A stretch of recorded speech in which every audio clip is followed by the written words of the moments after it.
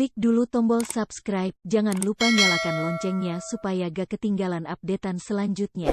Pada seri yang ke-38 ini didukung oleh para pelaku, Ani sebagai permaisuri Kediri, Rifki sebagai Raja Kediri, Yatmono sebagai Kisar Pegunung, Nusri Nurdin sebagai Panglima Arya Dwipo, Wenda Lubis sebagai Raja Jenggala, Novia Mandagi sebagai permaisuri Jenggala, Jumali Jindra sebagai Pangeran Panji, Eni sebagai Dewi Anggraini, dan Nusri Nurdin pengantar cerita.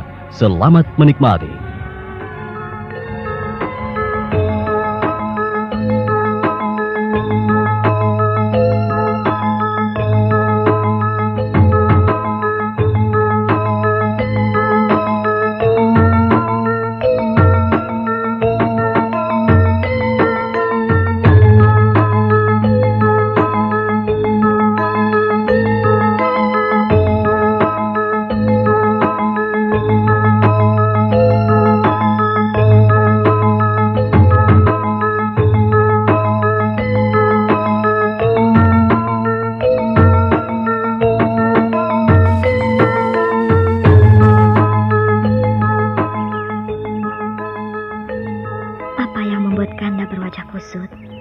Tidak bersinar, tanpa senyum maupun tawa. Kanda tampak lebih tua dari umur yang sebenarnya. Ada apa, Kanda? Kanda jatuh cinta lagi?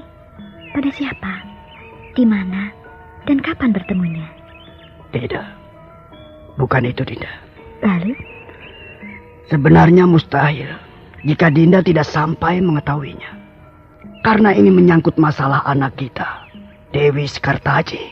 Ya, aku tahu.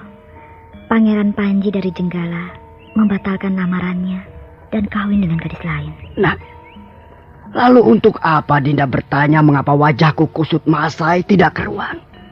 Aku malu, Dinda, malu. Akan kutaruh di mana mukaku ini? Kewibawaanku, keberadaanku sebagai raja di Kediri ini.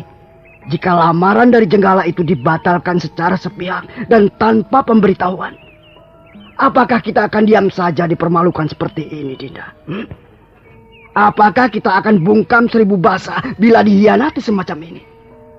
Mereka anggap apa kita ini? Arang telah dicorengkan di muka kita, dan mereka harus menghapusnya dengan nyawa, menebusnya dengan hidup mereka. Lalu apa langkah Kanda? Mengangkat senjata?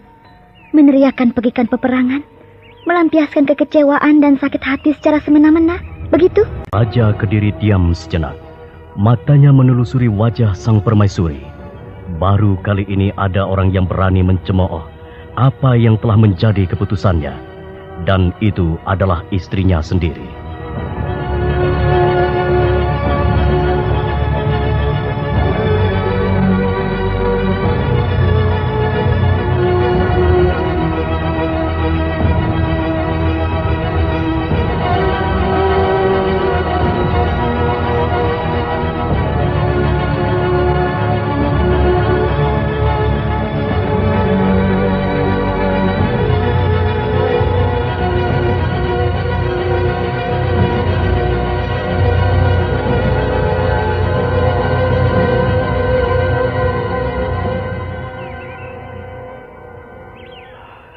Dinda, mengapa kau tidak setuju dan bahkan mencemooh apa yang telah menjadi keputusanku? Keputusan seorang raja. Ampunkan saya, Kanda. Tetapi mengangkat senjata sambil meneriakkan pekikan peperangan adalah hal yang sebetulnya tidak perlu terjadi. Oh, tapi harga diri kita telah direndahkan. Martabat kita diinjak-injak. Haruskah kita diam membungkam 1000 basah? Harga diri adalah sesuatu yang mesti dipertahankan, Dinda. Jangan sampai orang lain mempermainkan kita semau-maunya. Memang benar, bila harga diri telah disinggung, kita wajib mempertahankannya. Namun bila itu terjadi, justru sama sekali tidak bermaksud untuk menyinggung harga diri orang lain. Nah, apakah itu termasuk di dalam apa yang kita bicarakan ini? Sebenarnya kau ini berpihak pada siapa? Dan kemana, Dinda? Aku berpihak pada kebenaran dan di atas kebenaran. Apa itu kebenaran? Mengapa Kanda menanyakannya? Bukankah Kanda adalah seorang raja? Raja yang arif bijaksana akan selalu berpegang teguh pada kebenaran. Setidaknya kebenaran bagi banyak orang. Dalam hal ini, Kawulu.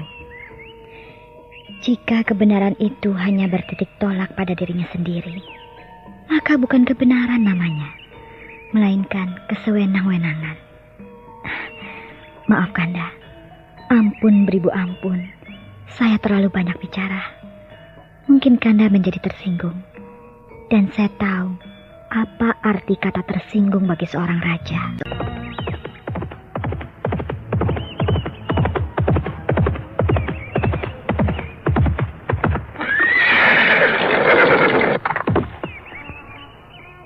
Yang mulia Panglima Aryo Dwipo.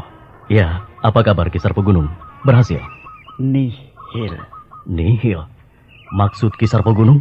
Sia-sia hamba membeberkan maksud baik dan etika terpuji Gusti Prabu. Raja Kediri menolak? Ya. Meski sudah hamba jelaskan asal-usul adanya dua kerajaan bersaudara, Jenggala dan Kediri. Namun beliau tetap pada pendiriannya bahwa Jenggala bersalah dan untuk itu pantas menerima hukuman. Sang Hyang Jagatnoto. Itu artinya perang saudara benar-benar tak terhindarkan lagi. Baiklah Ki Sarpogunung. Saya menghaturkan banyak terima kasih atas pekerjaan yang telah Ki Sarpogunung laksanakan. Hari ini pun saya harus menghadap Gusti Prabu guna melaporkan hal ini. Pekerjaan yang hamba laksanakan memang nihil. Namun hamba tetap berdoa agar Raja Kediri sadar akan kekeliruannya. Meski bukan hamba yang membuatnya sadar, tetapi hamba percaya bahwa Dewata Agung akan menurunkan kasihnya melalui tangan orang lain. Ya, terima kasih atas doa yang Ki Sarpogunung panjatkan. Semoga Dewata Agung sudi mendengar dan mengabulkannya. Tetapi bagi saya, sebagai seorang prajurit, kesiagaan harus secepatnya diadakan guna menangkal serangan pihak Kediri. Gusti Prabu harus segera diberitahu. Iya, mudah-mudahan serangan itu tidak pernah akan terjadi. Rasanya keadaan memang sulit diatasi.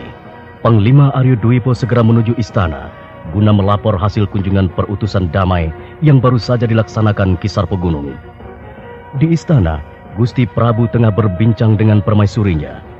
Aryo Dwipo memberanikan diri menghadap langsung meski tanpa dipanggil.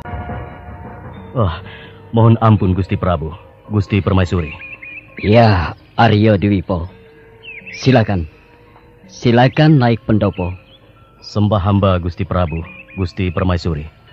Ya, sembahmu aku terima. Sembah aku terima, Panglima Aryo Dwipo. Hamba hendak melapor hasil kunjungan perdamaian yang baru saja selesai dilaksanakan Ki Sarpogunung. Bagaimana hasilnya? Mohon ampun beribu ampun Gusti. Tugas perutusan yang diemban Ki Sarpogunung mengalami kegagalan Gusti. Gagal? Lalu?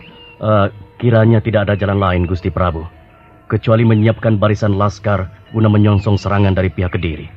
Jadi tidak ada jalan damai yang bisa ditempuh? Demikianlah Gusti Permaisuri. Lalu bagaimana Kanda? Ingkang Jumeneng Noto di kerajaan Kediri tidak mau memulur tangan untuk berdamai. Padahal Kanda telah mengaturkan ucapan maaf pada beliau.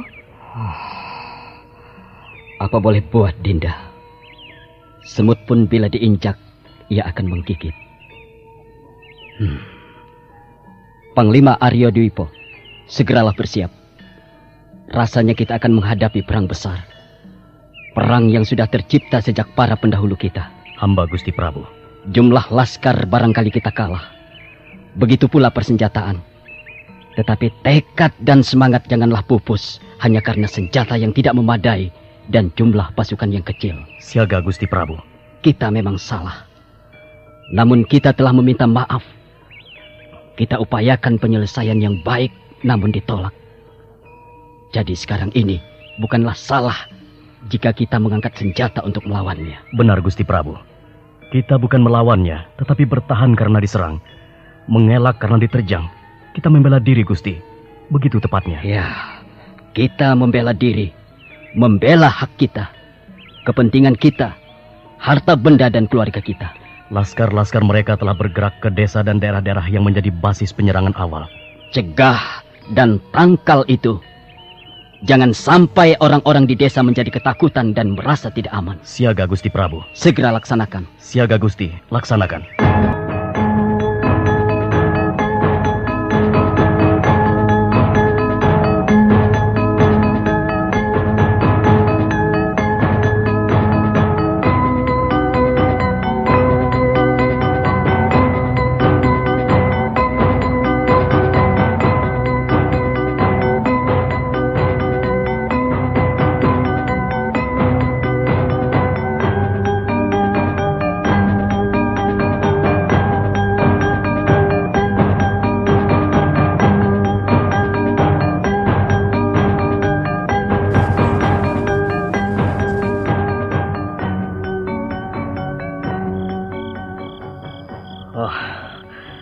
Kalau aku harus gugur di ajang peperangan, maka biarlah. Aku gugur demi membela cintaku. Mengapa Kanda Pangeran jadi bercemas hati? Bukankah semuanya ini harus kita hadapi berdua, Kanda? Peperangan ini pun terjadi karena kita berdua, bukan? Aku tidak takut mati, asalkan itu bersama Kanda. Bahkan, aku rela mengorbankan nyawa demi Kanda.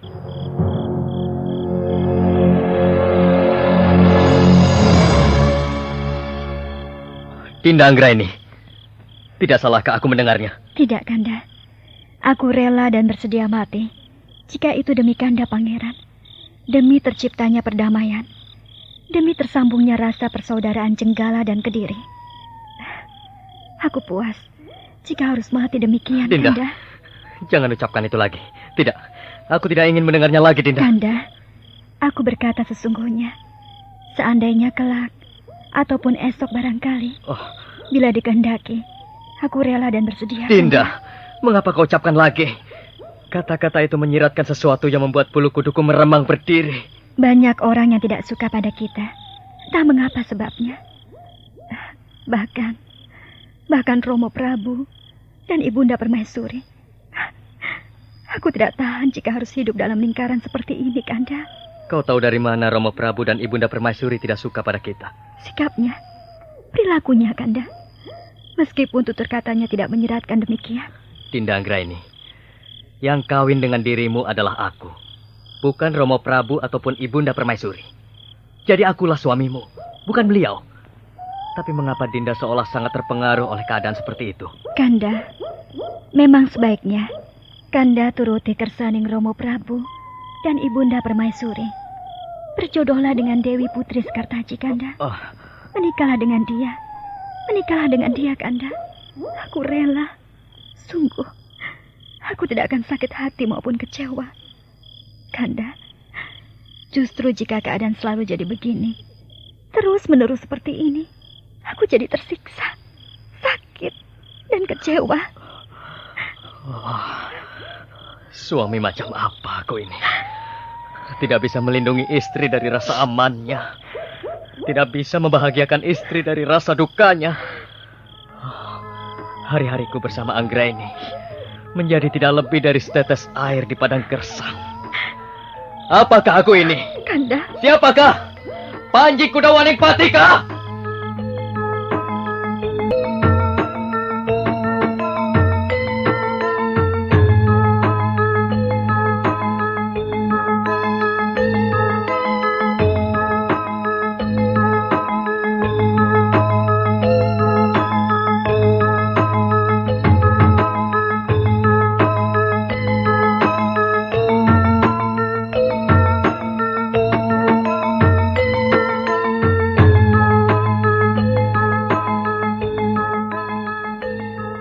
Keadaan di dua kerajaan jadi tak aman. Setidaknya keadaan di dalam hati masing-masing yang terlibat. Apakah senjata layak diangkat demi harga diri dan cinta yang dipertahankan? Nah, saudara pendengar, silakan mengikuti pada seri berikutnya. Sampai jumpa. Anda telah mendengarkan serial drama radio Dewi Anggraini, Dewi Sekartaji. persembahan dari Citra Beauty Lotion dan radio kesayangan Anda ini. Sampai jumpa pada seri berikutnya.